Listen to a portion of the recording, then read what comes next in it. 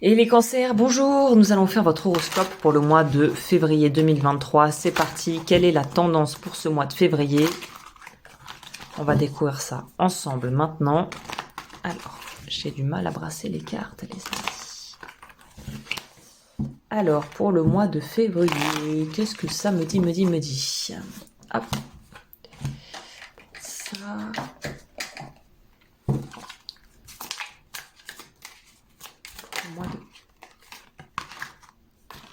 Non, elle ressort pour tout le monde, c'est presque...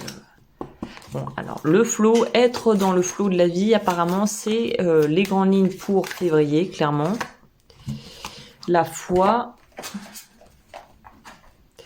la guérison du cœur. Donc, vous vous relevez d'un échec ou de quelque chose qui a dû être un peu dur au niveau de l'estime de l'estime de vous. Voilà, on part sur d'autres bases. Donc pour moi ici, ce que ça nous signifie, c'est qu'il y a peut-être quelque chose qui n'a pas été amené jusqu'à fruition. Peut-être que vous avez eu des différends au niveau pro avec des gens. En gros, on voit qu'il y a un projet qui a été arrêté, qui a été avorté de façon très brutale, tellement brutale en fait que vous avez eu du mal à digérer, peut-être même que vous n'avez pas encore tout à fait digéré ce que vous avez vécu, tellement ça paraissait un peu comme ça a sonné comme un coup de tonnerre et vous vous êtes dit non mais en fait c'est quoi ça et là on voit qu'en fait vous sortez de cette énergie presque de sidération où on n'a presque même pas compris, comme si on était happé dans une vague, on n'a peut-être même pas compris ce qui était en train de nous tomber sur le coin du nez, et là on voit que ce qui vous sauve et ce qui vous permet d'être dans une forme de résilience et de nourrir vraiment finalement l'espoir et l'envie d'avancer, c'est cette notion de cette conviction finalement intérieure que quelque chose de super vous attend ailleurs. Donc en gros, c'est pas de la positivité toxique où on a de la merde jusqu'au cou et on se dit c'est super, tout va très bien, ça sent la rose, mais c'est de se dire même si j'ai de la merde jusqu'au cou, je sais que je ne vais pas rester indéfiniment dans cet état, puisqu'à un moment donné, quelque chose va permettre de pouvoir me sortir de là.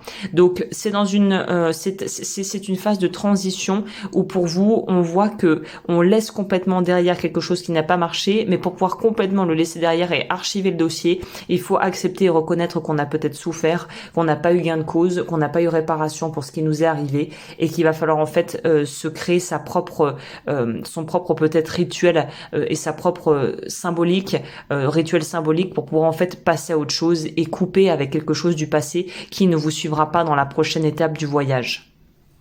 On va voir ce que ça nous dit ici. Je crois que j'ai oublié pour les Gémeaux de tirer la carte conseil, c'est dommage, bon, c'est pas grave. C'est qu'ils en avaient pas besoin. Connecter ses émotions, vous voyez ce que je vous disais? C'est l'étape la plus importante du processus de guérison. Vous avez vécu vos blessures au plus profond de votre être. Honorez vos émotions et ressentis, car là est la clé pour mieux les ressentir, les accueillir et les traverser. Oui, le but c'est pas de rester dans ces émotions pourries, c'est juste de les accueillir jusqu'à ce qu'en fait finalement elles disparaissent d'elles-mêmes quand elles ont été vues et où elles ont été légitimisées. Vous allez pouvoir avancer. Voilà, et ben écoutez, pour l'aspect plus sentimental, ça se passe sur Patreon et je vous dis à très bientôt pour de nouveaux tirages sur ma chaîne.